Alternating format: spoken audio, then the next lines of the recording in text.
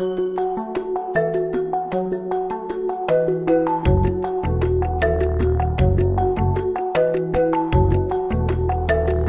numéro 21 de la JLMB est consacré au droit judiciaire et particulièrement au titre 3 du Code judiciaire qui traite de la matière de la compétence. Il comprend un grand nombre de décisions et je vais me contenter d'en épingler quelques-unes.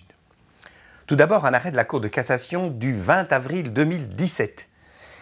Il s'agissait d'une saisie-arrêt en main de la Caisse des dépôts et consignations. Et la Cour de cassation rappelle que pareil saisie-arrêt n'est possible que si le déposant est bien le débiteur du saisissant. Un arrêt de la Cour d'appel de Liège du 5 décembre 2016 précise une question qui est un peu irritante. Pour calculer le taux du ressort, comment doit-on prendre en compte les intérêts qui affectent le montant de la demande? Et la Cour d'appel de Liège de préciser qu'il ne s'agit de prendre en compte que les intérêts qui étaient échus au moment de l'introduction de l'instance originaire. Un autre arrêt de la Cour d'appel de Liège, cette fois du 7 février 2017, statue à propos d'une expertise amiable, précise qu'il s'agit là d'un compromis de tierce décision obligatoire, qui lie donc les parties en vertu de l'article 1134 du Code judiciaire et que le juge civil, en présence de pareils compromis, doit donc simplement vérifier de façon marginale si les droits des parties ont été respectés.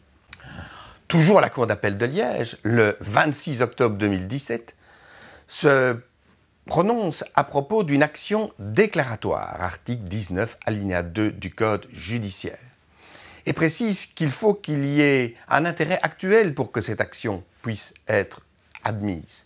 Et dès lors, une action qui aurait simplement pour objet d'obtenir la qualification d'une convention d'ouverture de crédit n'est pas considérée comme recevable.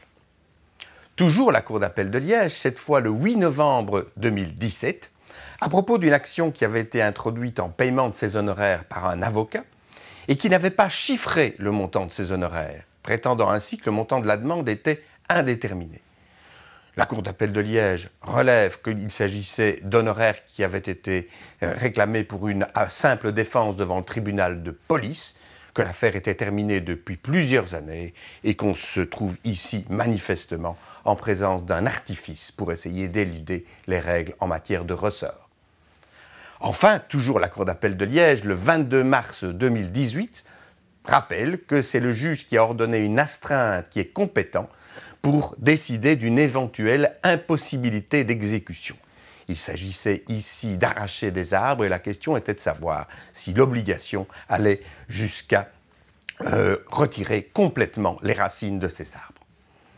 Le tribunal d'arrondissement de Bruxelles, lui, dans une décision du 12 juin 2017, précise qu'une université peut être attraite devant les juridictions commerciales lorsqu'il s'agit d'une action qui a trait à une activité qui échappe à son activité principale d'enseignement. Ici, il s'agissait d'un entrepreneur qui a signé une université pour des travaux qu'elle avait effectués dans le cadre d'un immeuble qu'elle louait régulièrement à des étudiants. Et enfin, 4 dernières décisions, 2 du juge de paix de Fontaine-l'Évêque du 3 novembre 2016 et du 10 novembre 2016, et une du juge de paix de Beaumont-Chimay-Merbe-le-Château du 16 novembre 2016, portent chaque fois sur la même question. Il s'agissait d'actions qui avaient été introduites devant ces juges de paix en vertu de conditions générales qui élisaient leurs compétences territorialement.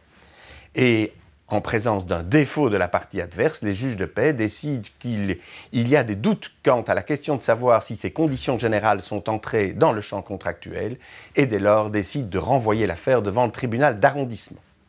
Le tribunal d'arrondissement du Hainaut, précisément, le 20 janvier 2017, va décider que, indépendamment de ces questions de conditions générales, le fait que des prestations de soins aient été prodiguées à quelqu'un qui habitait en dehors du ressort territorial du juge de l'hôpital n'empêche pas que ce soit le juge de l'hôpital qui soit compétent, puisque les prestations significatives ont été effectuées dans cet hôpital précisément.